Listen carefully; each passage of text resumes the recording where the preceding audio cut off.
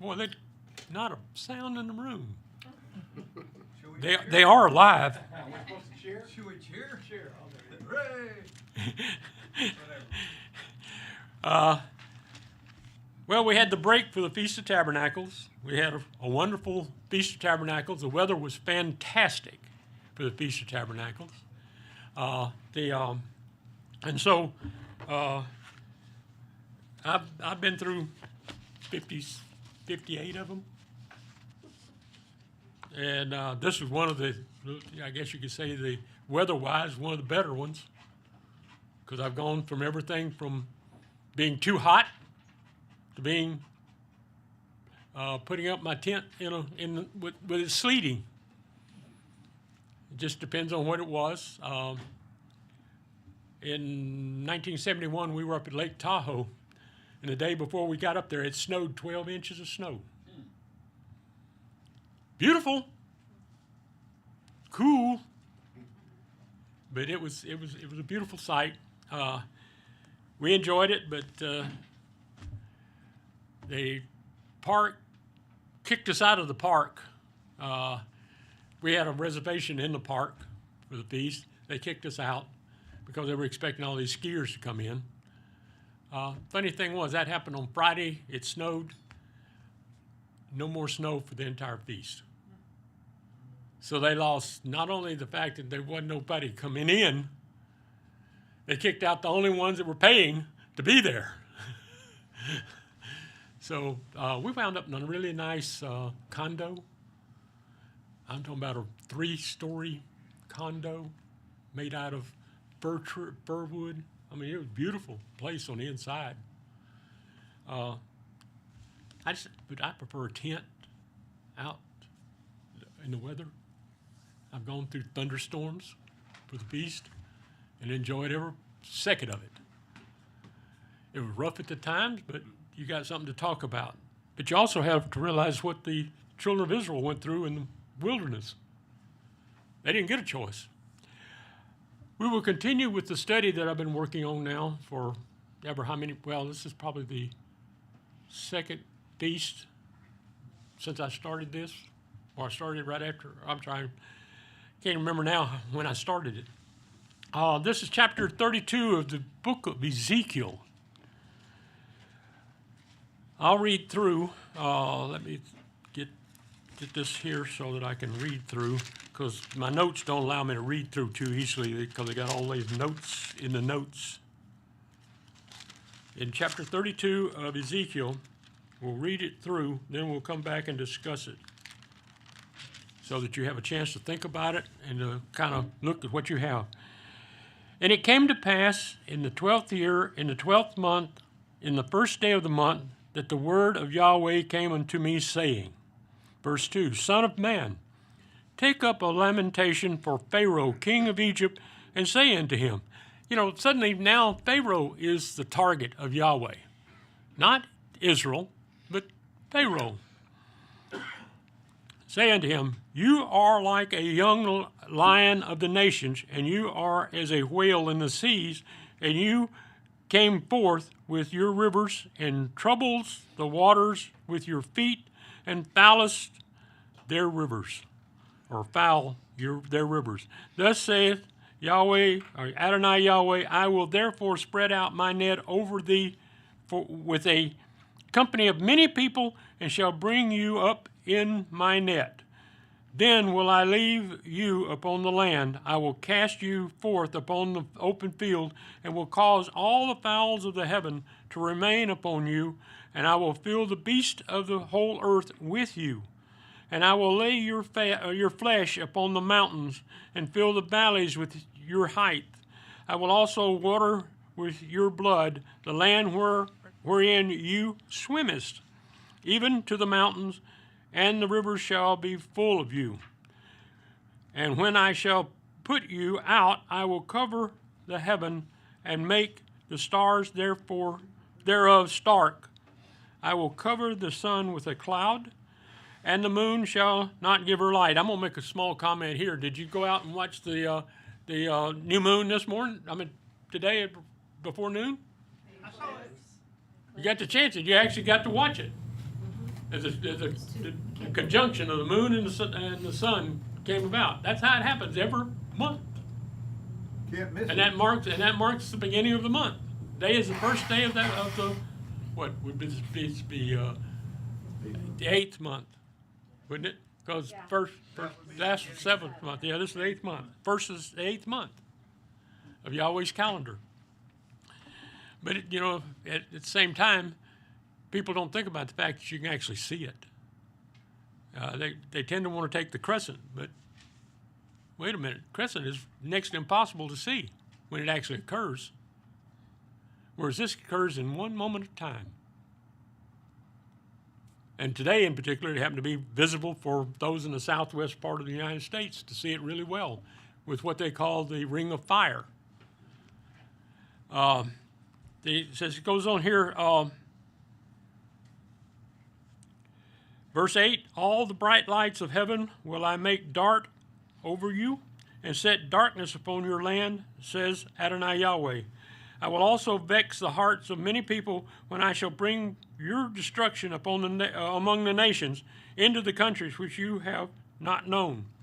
Yes, I will make many people amazed at you, and their king shall be horribly afraid for you. When I shall brandish my sword before them, and they shall tremble at every moment, every man for his own life, in the day of your fall. For thus says Adonai Yahweh, the sword of the king of Babylon shall come upon you. Why is it coming upon them? Does it have anything to do with the fact of what Jeremiah told the children of Israel after they killed Gedaliah? Gedaliah the governor. Yeah. He told them, stay here. Yahweh will protect you. No, they said, we've got to go to Egypt. But he also told them, if you go to Egypt, Nebuchadnezzar will follow. Because Yahweh is not going to let you do what you want to do. He's going to carry out the punishment. When you refuse, when you would not accept Gedaliah, which Yahweh put through Nebuchadnezzar put in charge, and you wouldn't allow for the fact that, well, anyway, I'm going off too quick. Yes. Didn't they get into sun worship down there when they went there? Well, when we get to that point, yes. I mean, that's over in Jeremiah, but I think that's what happened. Well, they're already into it, Bob. Yeah. See here. But thus says Adonai Yahweh, the sword of the king of Babylon shall come upon you. By the swords of the mighty will I cause your multitude to fall, the terrible of the nations, all of them, and they shall spoil the pomp of Egypt, and all the multitude thereof shall be destroyed. I will destroy also all the beasts thereof from beside the great waters, neither shall the foot of man trouble them any more, nor the hoofs of beasts trouble them.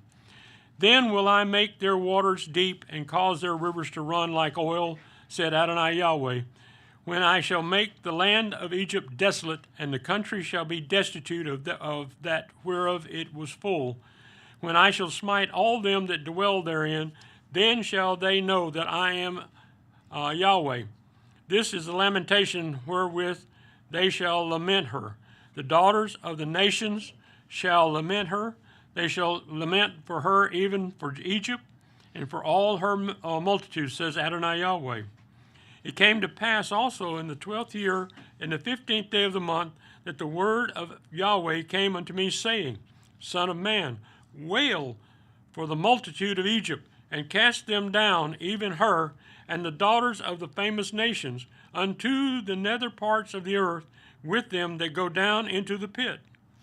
Whom dost you pass in the beauty, go down and be you laid with the uncircumcised.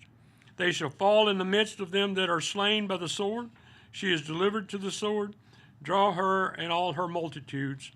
The strong among the mighty shall speak to him out of the midst of hell with them that help him.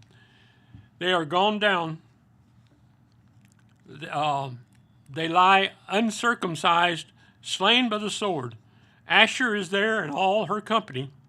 His graves are about him, all of them slain, fallen by the sword. whose graves are set in the sides of the pit, and her company is round about her grave, all of them slain, fallen by the sword, which caused terror in the land of the living.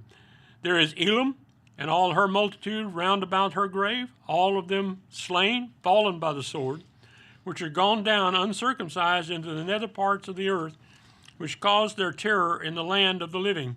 Yet have they borne their shame with them that go down to the pit. They have set her a bed in the midst of the slain with all of her multitude. Her graves are round about him, all of them uncircumcised, slain by the sword. Though their terror was caused in the land of the living, yet have they borne their shame with them that go down into the pit. He is put in the midst of them that be slain. There is Meshach, Tubal, and all her multitude. Her graves are round about him, all of them uncircumcised, slain by the sword, though they caused their terror in the land of the living. And they shall not lie with the mighty that are fallen of the uncircumcised, which are gone down to hell with their weapons of war. And they have laid their swords under their heads, but their iniquity shall be upon their bones, though they were the terror of the mighty in the land of the living. Yea, thou shalt be broken in the midst of the uncircumcised, and shall lie with them that are slain with the sword. There is Edom, her kings, and all her princes, which with their might are laid by them that were slain by the sword. They shall lie with the uncircumcised, and with them that go down to the pit. There be the princes of the north, all of them, and all the Zidonians, which are gone down with the slain. With their terror they are ashamed of their might, and they lie uncircumcised with them that be slain by the sword, and bear their shame with them that go down to the pit. Pharaoh shall see them, and shall be comforted over his multitude, even Pharaoh and all his armies slain by the sword, says Adonai Yahweh. For I have caused my terror in the land of the living, and he shall be laid in the midst of the uncircumcised with them that are slain with the sword, even Pharaoh and all his multitude, says Adonai Yahweh. Most of that, does it make a whole lot of sense? Now let's go back and look at it. Yes, Curtis. Actually, well, some of it does make a lot of sense, because when we do a line on line, precept on precept, like what we read of in Ezekiel back in verse 4, if you'll back up to Ezekiel 29:5. 29:5. I will leave you in the wilderness, and all the fish of your rivers, and you shall fall in the open field. You will not be picked up, nor will you be gathered. And I have given you as food to the beasts of the field and to the birds of the heavens. Now let's consider Revelation 19. Revelation 19. 17 through 19. 17 through 19. And I saw an angel standing in the sun. Revelation 19, verses 17 through 19.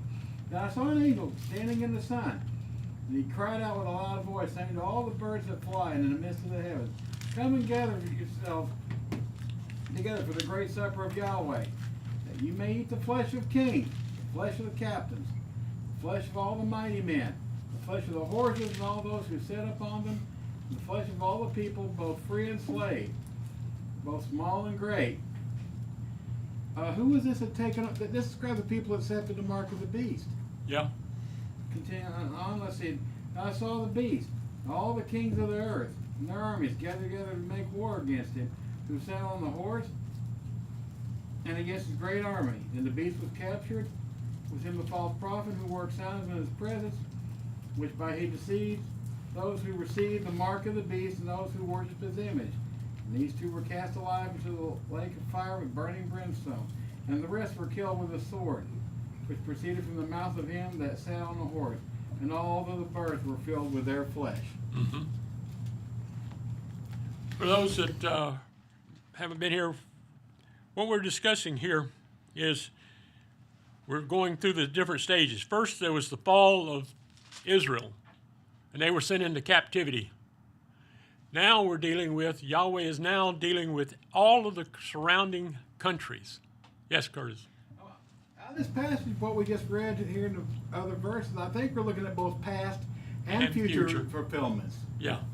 But not exclusive, but one. I'm thinking we're looking at both, if I understand. Well, what you're looking at is what he is passing judgment and how he's passing judgment. how he passed judgment on them and how he's carrying it out, especially here in 32, and what's going to happen. The same type judgment is going to be carried forth into the future at the end times. Yeah. We're looking at both past and future. Past and future. Yeah, Yes. and just to add to that past and future, in Ezekiel 32:7, when he talks about the heavens will be and the stars will go dark, that's the same thing that's mentioned by Isaiah, by Jeremiah, by Joel, by Amos, and by Yeshua in Matthew 24. And then it just culminates into Revelation 6. So all of these prophecies of future times of the heavens going dark and the moon not shedding its light can be found throughout Scripture. Okay. Doesn't sound like a good time. No. When they're talking about here, and it came to pass in the 12th year. That is Jeconiah's captivity, above a year and a half after the taking of Jerusalem. The Syriac version, now this is commentary, reads in the 11th year. In the 12th month, in the first day of the month Adar, which is answers to our, in part to our February and part of March, the Septuagint version reads it the 10th month, according to Bishop Usher. This was on the 22nd of March, on the 4th day of the week, Wednesday, 3417 a.m., or 587 years before the Messiah.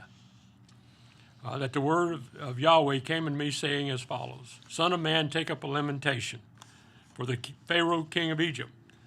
This is Pharaoh Hophra, or Aphres. Say a funeral dirge for him. This is a commentary.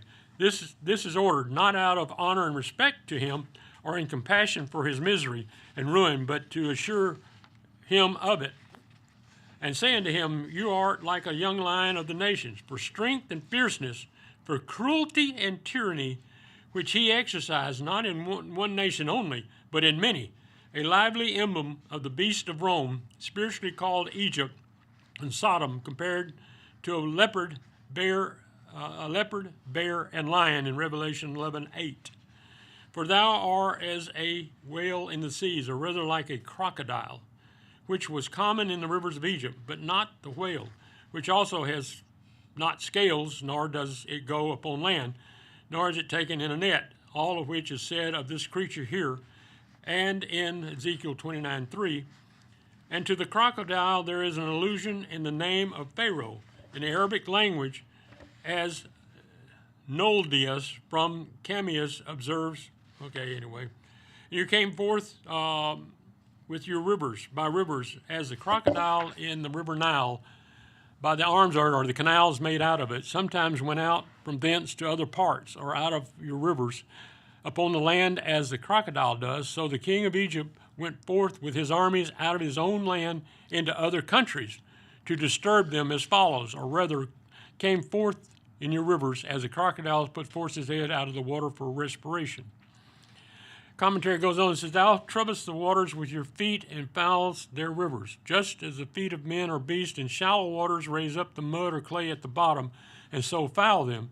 This best agrees with the crocodile, which has feet. Grotius thinks for this reason the seahorse is intended.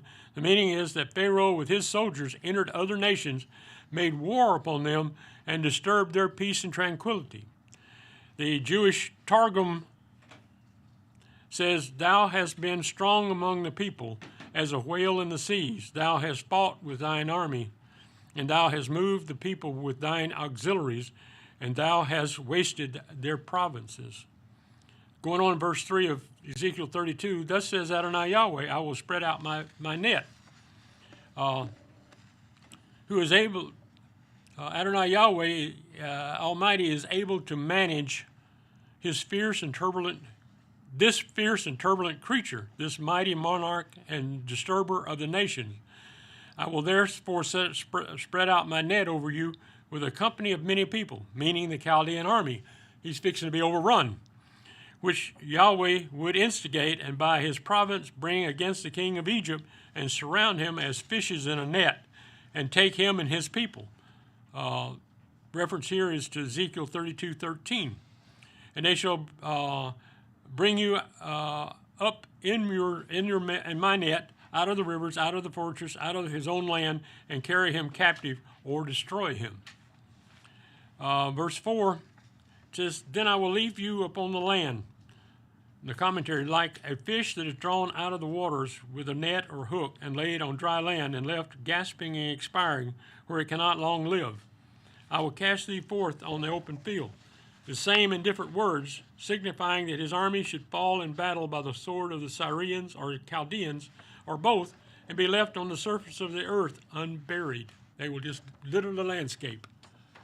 And will cause all the fowls of the heaven to remain upon you, and I will fill the beasts of the whole earth. Again, it's like in Revelation, which may be understood either literally of the fowls of the air that should light upon the slain carcasses and rest on them till they have satisfied themselves with their flesh, and of the beasts of the field that should gather about them from all parts and fill themselves with them. Reference again what Curtis gave of Revelation 19:17, or figuratively of the soldiers of the enemy's army that should plunder them and enrich themselves with the spoil. We've already read Revelation 19:16 through 18, so I won't repeat that. Going on in Ezekiel 32:5, and I will commentary. I will lay thy flesh upon the mountains, the remainder of it left by the birds and beasts of prey, beast of prey, who might carry it away, or it intends such of the Egyptians who should flee to the mountains for safety, but should fall by the hands of the enemy there. So the Targum says, I will give the flesh of your slain upon the mountains, and fill the valleys with your height. This his huge army, and with which he prided and lifted up himself, and thought himself safe in, which should fall in such great numbers as to cover the plains and valleys where the battle was fought. Jarcy in his commentary observes that the word for height has with some of the significance of worms. And so the Syriac version renders it, and the valley shall be filled with your worms, bred in the carcasses of the slain.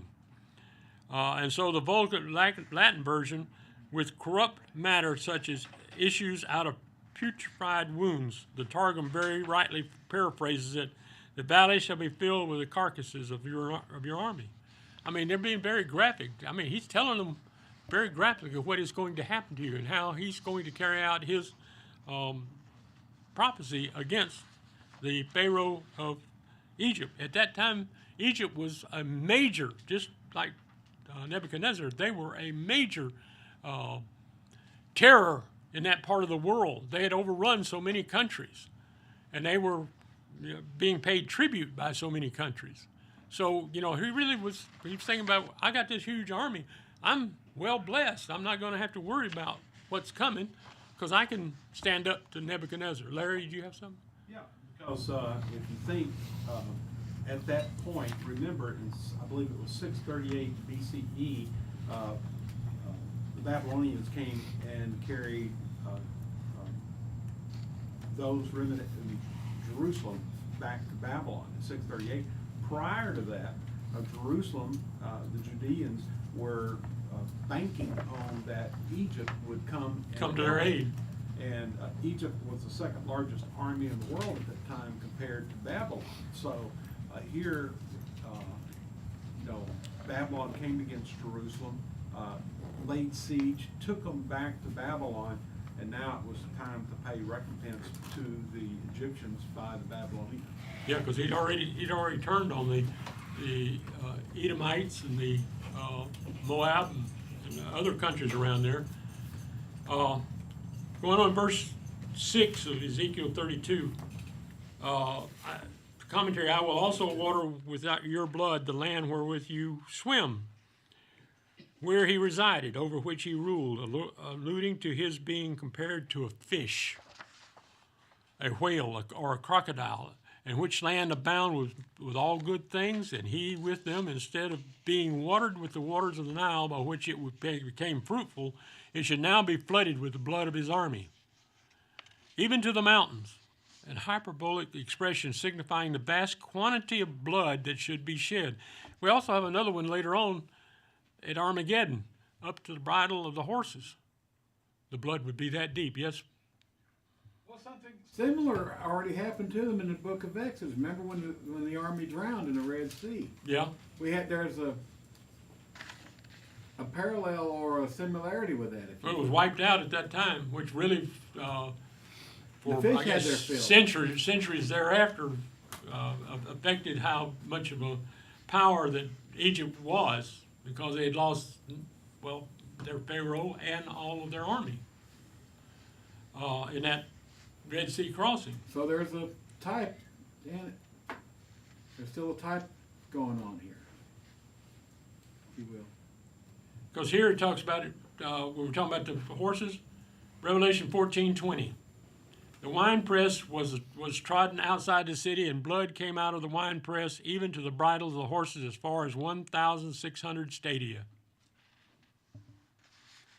Rivers shall be full of them, the carcasses of his army, and of the blood of them. They should lie about everywhere, on mountains and valleys, on the land and in the rivers, which should now be turned to blood, as the rivers of Egypt of old were, and which figure is used to express the destruction of the as he puts in here, anti-Christian states. Exodus 7:20, 19 through 20. And Yahweh said, Exodus 7:19, Yahweh said to Moses, tell Aaron, take your rod and stretch it out over the land, over the waters of Egypt, over the rivers, over their streams, and over their pools, and over all their ponds of water, that they may become blood. And there shall be blood throughout the land of Egypt, both in vessels of wood and in vessels of stone. Moses and Aaron did so as Yahweh commanded, and he lifted up the rod and struck the waters that were in the river in the sight of Pharaoh and the sight of his servants, and all the waters that were in the river were turned to blood. Wow.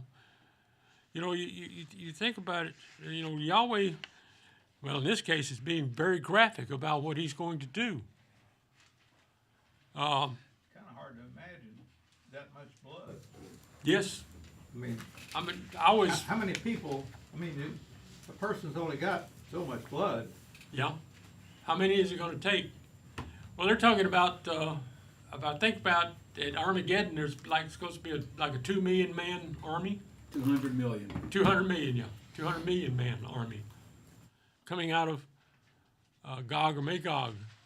Makes you wonder what countries could actually put an army that large on the battlefield. And I had, Go ahead.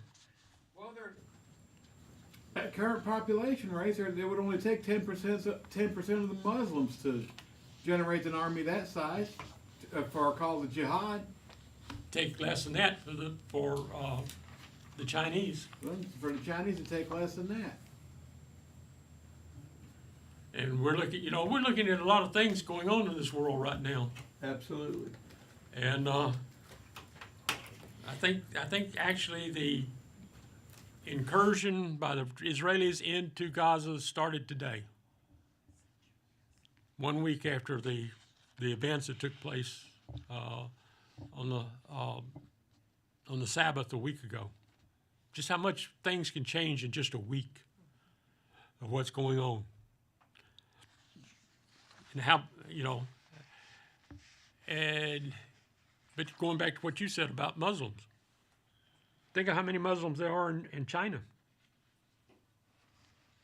They got their own part of China. How many Muslims are in Indonesia?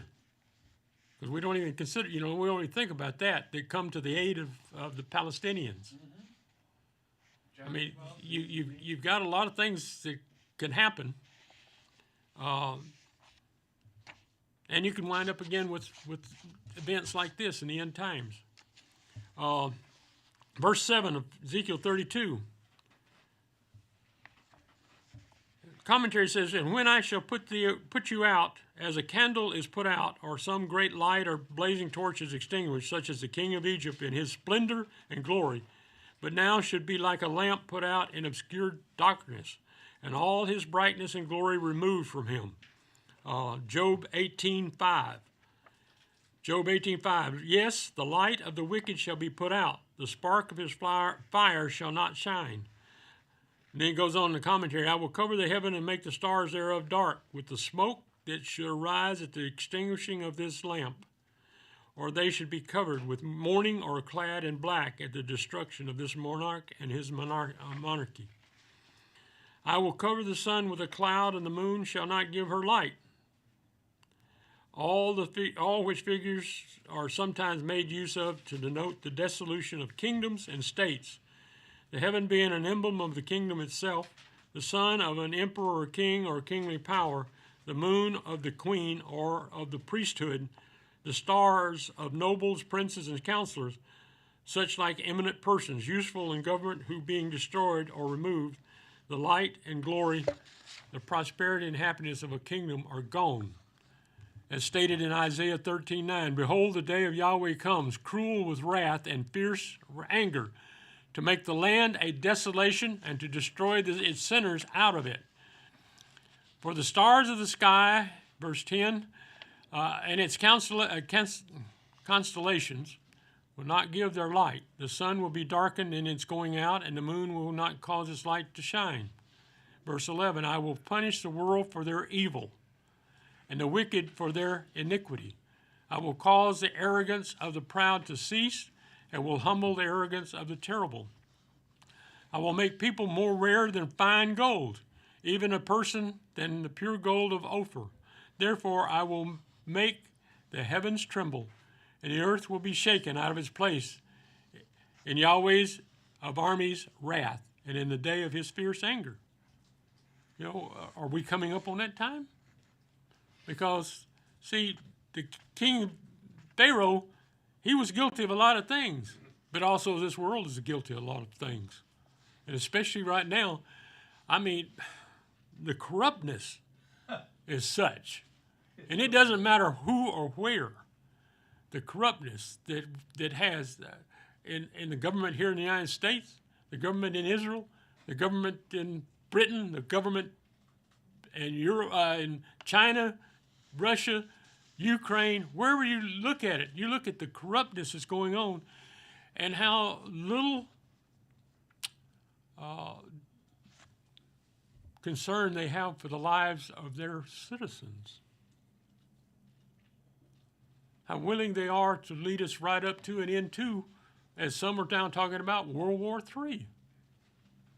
How easily, in just a few days, how things like that can devolve. Verse 8 says, I will make the bright lights, all the bright lights of heaven will I make dark over you, or all the lights of the light, the rest of the luminaries of heaven, the other 5 planets as Chemachi, besides the sun and the moon. And set darkness upon your land, says Adonai Yahweh, as there must needs be the sun, moon, and stars, and all the lights of heaven, being darkened above. There seems to be an allusion to the thick darkness of that was formerly over the land of Egypt. Remember, at that point during the plagues, where it was so dark, you could literally feel it because you couldn't see nothing else. You couldn't see anybody. Have you ever been in a room where you've had absolute darkness? And how you lose perception as to where you are or what's about you? He's talking about, taking away, and how easy he was. Yahweh did it then. Only in the area that Israel occupied in Egypt was their light. The rest of Egypt was blackness. Think about how big an area that was. Now he's, but we're also talking about Yahweh. It says here, that can be found in Exodus 10:21. Yahweh said to Moses, stretch out your hand toward the sky, that there may be darkness over the land of Egypt, even darkness which may be felt, that it's so intense. And the Targum says, tribulation as darkness shall cover your land. Verse 9 says, commentary says, I will also vex the hearts of many people with anger and grief, with fear, dread, with consternation and amazement. What's going on in the world right now? I mean, these people will experience that, what he was telling Egypt's going to experience, but also the world's going to experience in the end times when the wrath of Yahweh turns on the world, finally. And you look at how easy people are stirred up right now. I mean, they're already having riots in major countries, and it doesn't take much. And then we've got the problem here is, where are those guys that came across the border from the south? Where are they right now? By the millions? By the millions. We're not talking about thousands. We're talking about the millions. All of them of military age, all of them coming out of, I guess you could say, Muslim countries, or having other problems along that line, authoritarian countries. If their lifestyle is so great, why didn't they stay and fight for it? Why did they flee? Right now, it's one of the things that the news guys are pointing out. It says, do you realize that all flights going into Israel, commercial flights, are booked up the next 10 days at this point? This is the Israelites or Israelis that are going back to fight for what they have. Oh, is that right? Yes, these are all reservists going back. Because let's put it this way: if you're a male Israeli citizen, you're already trained, and you're the best fighting force they've got. They're talking about having 300,000 right off of the Gaza. The only problem with that is, do they have enough to fight the other two borders? The one with Jordan and the one with Lebanon. When we were talking about earlier in the Bible study with Caesarea Philippi, that's at the foot of Mount Hermon. Mount Hermon is on the border of today's modern Lebanon. That's the northernmost part of Israel today. On the other side of that is Hezbollah. Oh, right across the river is Jordan. Yeah, right across the river on the other side is Jordan. Also,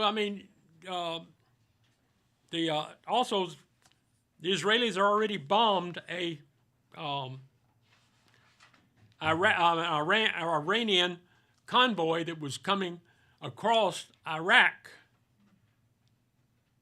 to get through Syria, because also the border up in the northeast corner of Israel, when we were there in '99, we went up to the actual border for the highway to Damascus. We were less than 30 miles from Damascus on the Israeli border with Syria. And that's up in what's today called the Golan Heights. Oh, yeah. And there's actually more than 1, 2, 3. But it's interesting when you read this. Larry, you had a comment? I better get that before I get further. I was just simply thinking, you were talking about all the people that came over here and crossed the border and things like that, but that's still not even considering all the people in this country that's from this country that has a great division in that they support Hamas because they don't like Israel. And I literally read a news article that said this country could literally erupt in a civil war over Yes. this. Very little. Yes, Wendy. I remember when I was back in high school that there was a lot of propaganda, anti-Israel, anti-Semitic propaganda. And so I was led to believe through history, just the history classes, that Israel was not a good place. And so later, as an adult, I learned that Yahweh says, those who bless Israel, I will bless them. Mm-hmm. And so I had to unlearn those lies, basically. Yes. Well, The history of most of those people over there are not Israelites, to the best of my knowledge. well, the other thing is, I don't consider them to be saints. First that, okay? Be What? I don't consider them to be saints, Oh, well, yeah, I mean, okay? No. But we aren't either. Right. There was a person that I listened to podcast. I no longer listen to his podcast. Just over this one situation here, where that he is basically suddenly has decided that Israel is the great Satan, technically, because Israel is fixing to kill all of these babies and women and children with this invasion.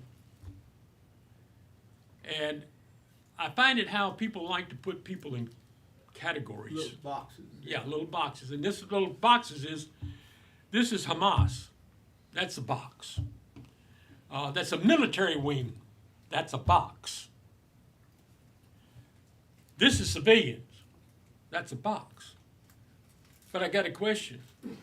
Without the civilians, the military wing wouldn't exist. It's like we're Americans. Our military is American. And we support that military, or at least the majority of, when I say we, I'm talking about in the general population. Yeah. And yet we know that they commit atrocities in war. Our own government committed atrocities during World War II. They burned Dresden to the ground. And they also did some of the same thing to Tokyo. I think it was Tokyo that they got some of the, not even talking about the atomic bomb. We're just talking about that they went in there and literally set the entire city on fire purposely to burn it to the ground and everybody in it. So when they talk about these things separating, but what I'm getting at is Hamas has to have supporters. Aren't those supporters just as guilty as Hamas? In these civilians, don't they come into the street and cheer and pass out candy when they kill people? When I say people, when they kill Israelis? And Israel sent out flyers telling everyone to get out. Yeah. And Israel does everything they can to limit the casualties. Yeah. They notify them before they're going to bomb a building. So what does Hamas do? You got to stay in that building. Yeah. You got to die in that building because we need martyrs. Yeah, that is You need fact. shields. Yes, go ahead. So I had a question before we move on. Uh-huh. So this is kind of what I talked about. The adversary uses division to put people in corners. And if we know that's a tactic that he uses, we got to figure out a way to not fall into the trap. Yeah. You have two people opposing views on one side or the other, and everybody else is being asked to choose a side. But I choose Yahweh. Yes. I have We have no. no skin in this game. And Nope. so I refuse to choose a side and choose a corner because the only side is Yahweh's side. Joshua 5:13. Joshua 5:13. There you Oh, go. yes, yeah. Yep. Let's see, Joshua. If you would, if you're there. I'm not, but I'm looking. Yeah. You're like me. I got too many bookmarks in my book. It keeps flopping. Joshua 5:13. Wish this paper wasn't so thin in these pages. They're hard to. Okay. It came to pass when Joshua was in Jericho. He lifted his eyes and looked, and behold, a man, capital M man, stood opposite him with a sword drawn in his hand. And Joshua went to him and said to him, "Are you for us or for our adversaries?" Mm-hmm.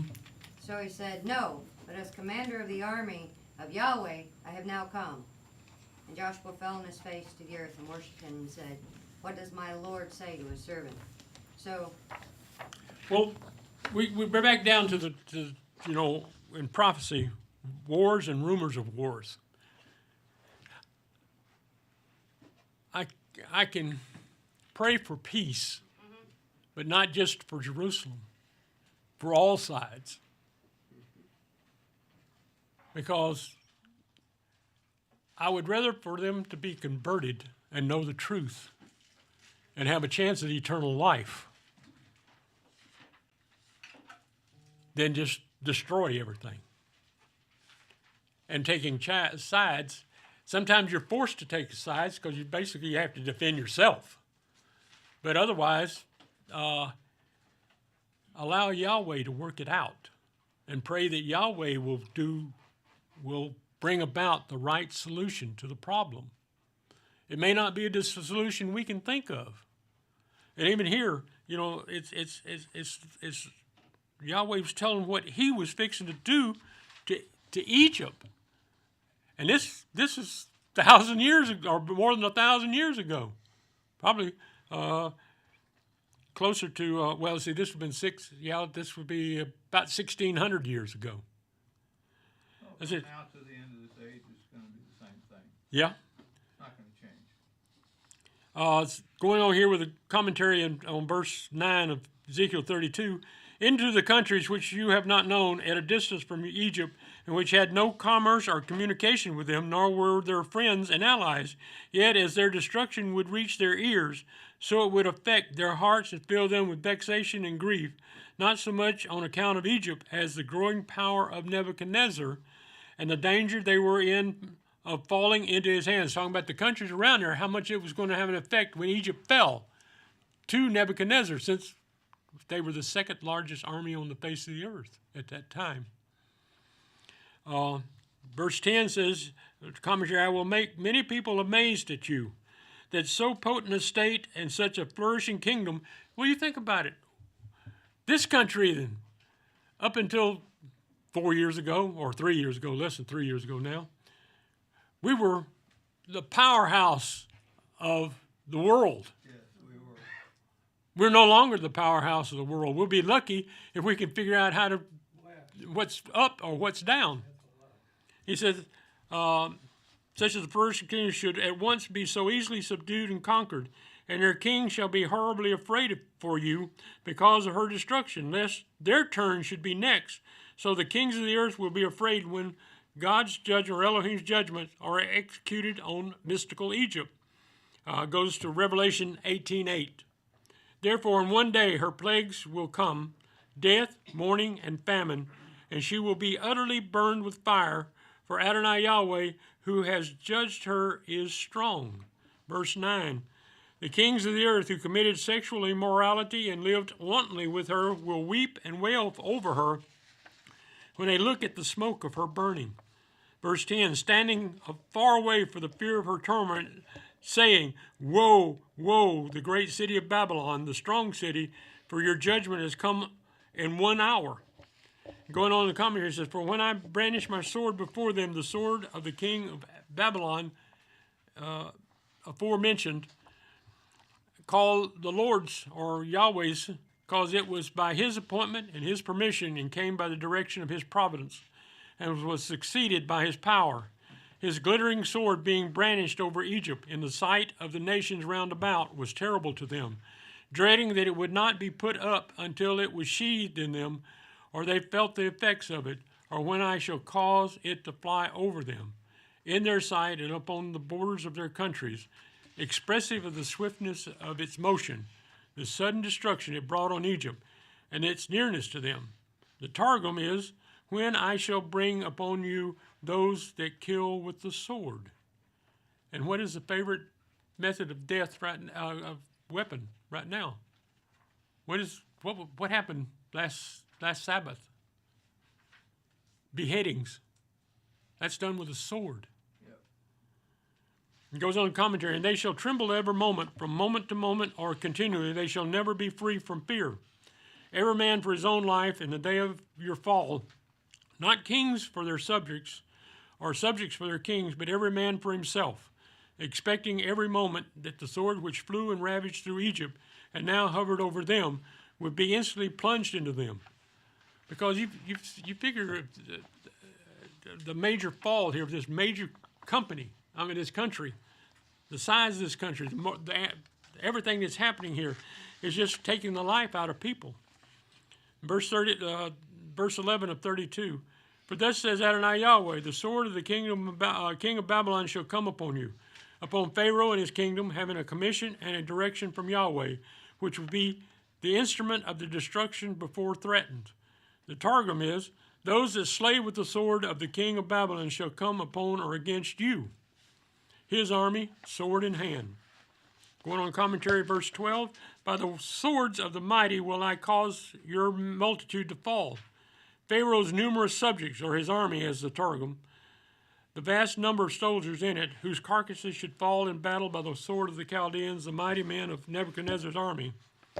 The terrible of the nations, all of them, which army consisted of men of several nations, and those the most terrible, fierce, and cruel, by whose swords this slaughter should be made. When you're thinking about,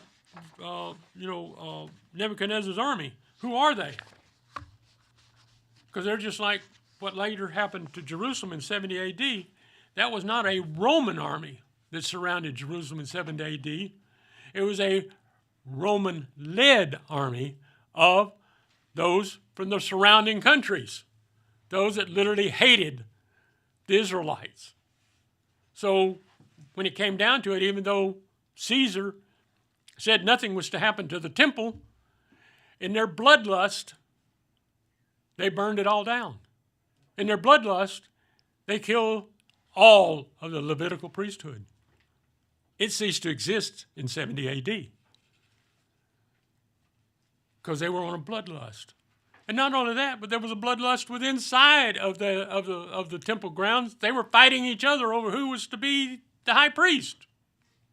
Whose turn was it? Who could come up with the most supporters? Who could get the most votes? Who could be Speaker of the House? I had to throw that in there. And the house disappeared. And the house disappeared. So, anyway, I know it's not a laughing matter. It's serious. Humanity and The way that the leaders of these countries are the ones that actually are the ones that- the leaders, in other words, the people that are in power, Uh-huh. have no concern for the citizenry at all. No, because you're It's all expendable. Yeah, they're expendable. Yes, Larry. You know, and it's just a coincidence, but I have to bring it out. In the year 70, when the Roman army came against Jerusalem and laid siege, and we finally overthrew it, there were only 97,000 people that were left, and they were all led off into slavery, and they were taken back to Rome with the gold, obviously.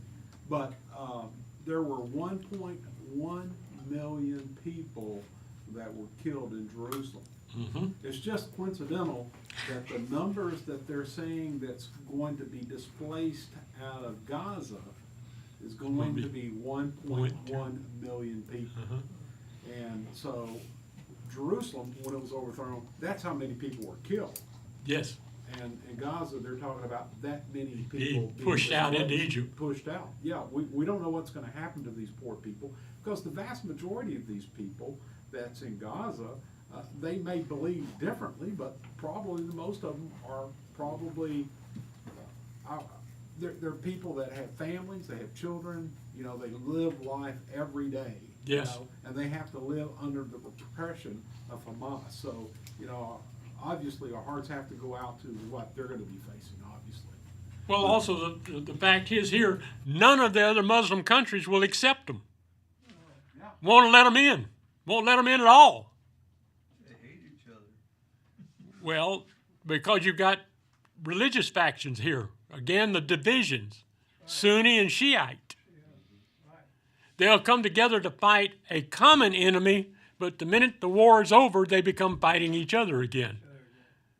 And basically the same thing within most of the Muslim countries. The family will bind together to fight another family, but when the fight is over, then it becomes down to the members in the family are fighting each other. Father against sons, sons against father, brothers against brothers. Because it's a constant battle. I mean, Scripture points that out, that it's just constant. Yes, you want to say, Tom? When I worked at the College Inn during the summer, there would be accelerated courses for people from Kuwait, Abu Dhabi, Bahrain, Arabia, from Gaza, all over the Middle East.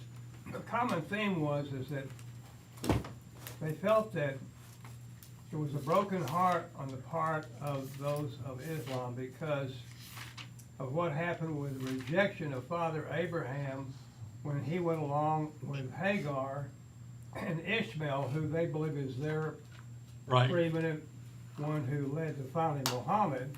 and Islam, they ended up being an estranged child. And therefore they believe that that's why the Quran teaches that Allah has no son. He has no son.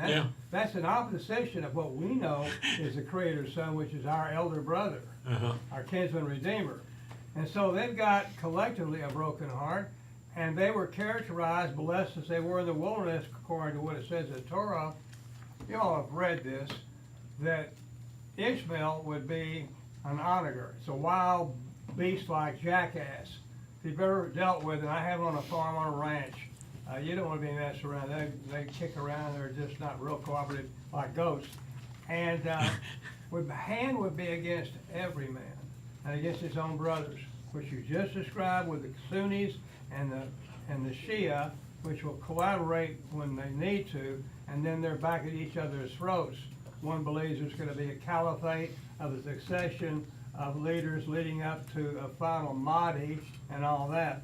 It's a very complex situation, but it began clear back, as best I can tell, there in Genesis 16, with, bless her heart, thinking that poor Abraham, the one who wanted so much a child, she'd end up with her handmaid, would relieve him of the problem.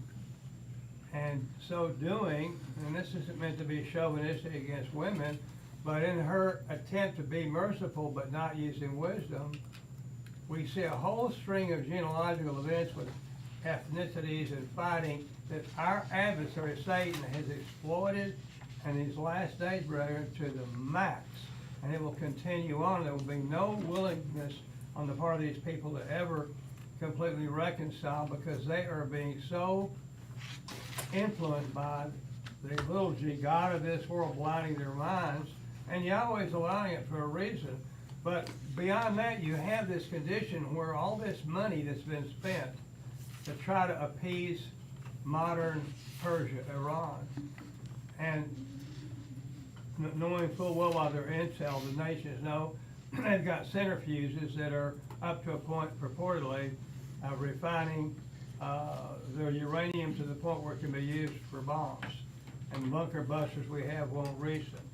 And here this money is being conveyed to them anyway. Well, I read about here the same prophet's statement back in Ezekiel 16. Real quickly, I'll say, Yahweh says you're not like a normal prostitute. You buy your lovers. It's all backwards. Or you go to your Johns or your tricks, or however term you want to use, and you pay them for what normally is the other way around. And what he's saying is that's what you're doing with your enemies, to appease them. And we're seeing this tragically manifested today in what most of the world believes is a major contributor, whether it's Hezbollah up in Lebanon or over in the Golan Heights through Syria, and certainly with Hamas, the major supporter of terrorist weapon technology is modern Iran/Persia. And you can read much of this that's prophesied, as many of you probably know, in the 83rd Psalm. Yes. Going on here with Ezekiel 32:13 commentary. Neither shall the foot of man trouble them any more, nor the hoofs of the beast trouble them. There should so few remain of men and beasts that the waters of the rivers would not be disturbed, either by men passing over them, or doing any business upon them, or by beasts drinking of them. Verse 14, then I will make their waters deep, either the water of Egypt, literally the waters of the Nile, no canals being cut from it to carry the water to the several parts of the land being depopulated, and no business done, or figuratively other nations compared to waters for their numbers, who before had been disturbed by the Egyptians, but now being destroyed, these would be at ease like troubled waters which subside and become deep and clear when there is none to trouble them, or other words, stir them up. And cause their rivers to run like oil, says Adonai Yahweh, very slowly, as if they were mourning the unhappy condition of the land, or smoothly, clearly, and undisturbed as before. The Targum is, there will I cause the people to rest, and I will lead their kings quietly, says Adonai Yahweh.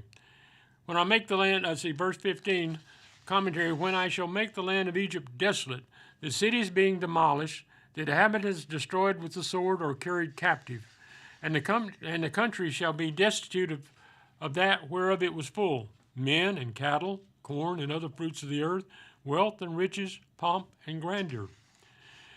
When I shall smite all them that dwell therein with the sword of the Chaldeans, then shall they know that I am Yahweh, for Elohim is known in the perfection of his nature, omnipotence, omniscience, holiness, justice, and by the judgments he executes, for this is not to be understood of a spiritual knowledge of him, but of a terrible conviction of the truth of his being and attributes by the awful dispensations of his providence. Verse 16, this is the lamentation with which they shall lament her. The Egyptians themselves, or rather they that are after mentioned, the Targum is, the prophet said, a lamentation is this prophecy, and it shall be for a lamentation. He was bid at the beginning of it to take up a lamentation, and now at the end of it he pronounces it to be one, and that it should be sung as such. The daughters of the nation shall lament for her, either literally understood, it being the business and custom of women to say or sing the funeral dirge, or the lamentation at the interment of the deceased, or figuratively, the inhabitants of other nations. The Targum, the villages of the people shall lament her. That is, the inhabitants of them who are in alliance with Egypt and under its protection. They shall lament for her, even for Egypt and for all her multitude, for the desolation of the land and for the vast numbers of people that should be slain with the sword and carried captive. Says Adonai Yahweh, which is added for the confirmation of it, for what he has spoken shall be done. He speaks it, it's done. Verse 17, it came to pass also the 12th year, another prophecy of the like kind was delivered out of the same year as before.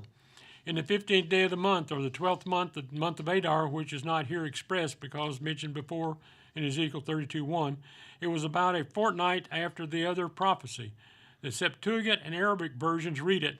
It came to pass in the 12th year of the first month, the 15th day of the month, according to which the prophecy was before the other, which is not to be supposed. Okay. Verse 18, Son of man, commentary, wail for the multitude of Egypt. Sing a funeral song or dirge, or compose one to be sung by the mourning women on account of the vast numbers of the inhabitants of Egypt that shall be slain, for the prophet himself would not mourn but rejoice on this occasion. But this is said to show the certainty of the destruction and the lamentation that would be made on that account. And cast them down, even her and the daughters of the famous nations, Egypt and all those countries and the inhabitants of them that were in alliance and friendship with her, that is, declared by prophecy that they shall be cast down and destroyed, or be brought down from the height of grandeur and prosperity in which they now were. Under the nether parts of the earth are with them that go down to the pit, not unto safety, not unto stately sepulchres built on high, such as were made for the kings of Egypt, but unto common pits or graves dug in the lower parts of the earth, where the meaner and common sort of people were buried, or the paupers. There should be no distinction between them and others. They should have one common burial. The Targum states, Son of man, prophesy concerning the multitude of Egypt, and break her, even her and the villages of the mighty people. Prophesy that they shall be delivered unto the lowest earth, that those that go down to the pit of the house of perdition.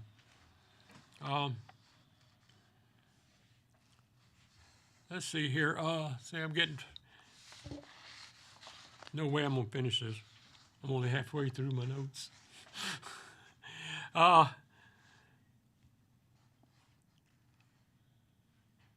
We go to, in verse 19, we're going to go into, go down and thou be laid with the uncircumcised. Go down to the grave and take your place and lie there among the wicked and most profligate. Nobody know how to pronounce that word? Profligate of mankind, and such as might be the most despised by the Egyptians, since they use circumcision. Go down and sleep with sinners, is what the Targum says. Verse 20, commentary, they shall fall in the midst of them that are slain by the sword. The Egyptians shall fall in battle by the sword of the Chaldeans. She is delivered to the sword. Egypt is given to the sword, to perish by it, for her sins according to the just appointment of Elohim. Draw her and all her multitudes to the place of burial, not in pomp and splendor, as great persons are drawn in hearses, but in great disgrace, as carcasses are dragged unto a common pit or grave, and cast into it. This is said to the Chaldeans, who had a commission from Yahweh to slay Egypt and to bury her and all her people. See, that's what a lot of them don't understand. Okay, thank you, David. Some seem to grasp. As they're in modern Christianity, they want to separate that terrible God of the Old Testament from our lovely Savior of the New Testament. Yet they're both the same. Because when it comes down to his judgment is final. As some are going to find out, there is no heaven after death. There's death, then there's a resurrection to eternal life. But it's not going to be in heaven, it's going to be on earth.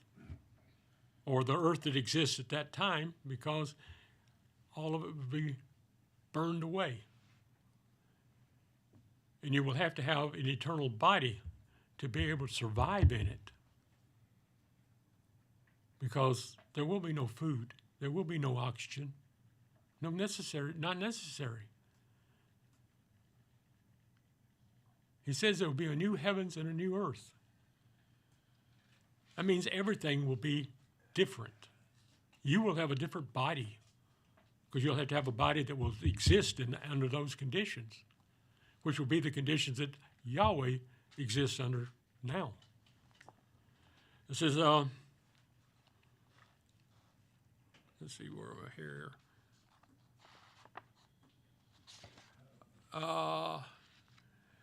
Verse 21, I guess I'm getting close to that point. I need to make that.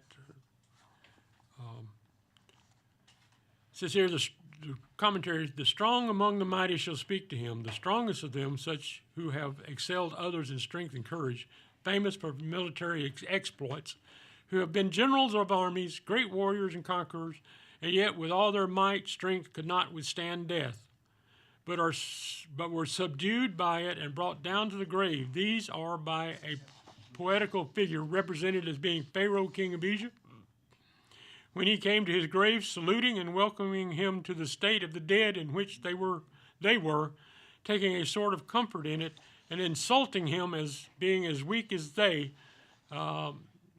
which is a reference to Isaiah 14:9. Isaiah 14:9, Sheol from beneath has moved for you to meet you at your coming. It stirs up the departed spirits for you, even all the rulers of the earth.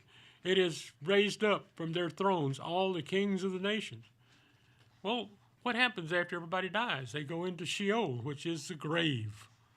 It's not hell, it's the grave. Everybody goes into the grave at death. Whatever condition you go. For out of the midst of commentary of hell are the grave, or Hades, the state of the dead. With them that help him, the associates, allies, friends of Pharaoh, his auxiliaries that fell with him, and were brought to the grave at the same time with him, these should be greeted, saluted, and welcomed in like manner. They are gone down to the grave, those mighty ones that are represented as speaking, and the Egyptians and their helpers who are spoken to. They lie uncircumcised among them that are so. Refers back to Ezekiel 32:19. Slain by the sword of their enemies who got the victory over them.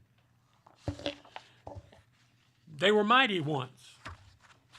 They controlled the lives of millions once. They were, I guess you say, worshipped almost by one part of the population and hated by the other. You just look, does it ever change? No, it doesn't change. Today, it's just like it was then. There are those that everybody just said, "Oh, I want to be with this group. I want to be with that group. I want to be a Republican. I want to be a Democrat. I want to be a Christian. I want to be a Catholic. I want to be a Buddhist. I want to be, you just go down the line. It hasn't changed. When death comes, we all go to the same place. We go to the grave. And it says at a later date, there will be a resurrection. And that determines on what you've been in your life. There's the first resurrection, which is really, as you can say, the primary resurrection. And then there's a secondary resurrection, which is called the second resurrection. That's your last chance. Because the judgment, if you don't make that one, you go into a lake of fire. And I kind of do it this way. Push! You're gone. Forever. That's it. There's no long-term torturing you. What good does Yahweh get out of that? If you cannot be reclaimed, okay,